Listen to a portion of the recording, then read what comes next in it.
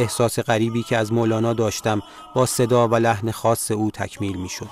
چگونه این صورت سنگی آوازخوان می تواند عاشقانه ترین غزلیات فارسی را بخواند.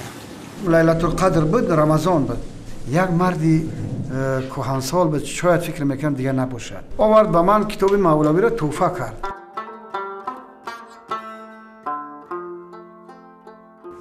وقت دو جزده چه جاغا سبینی در سر ما وزیر همه وقتی که من حب گفتم وردارم.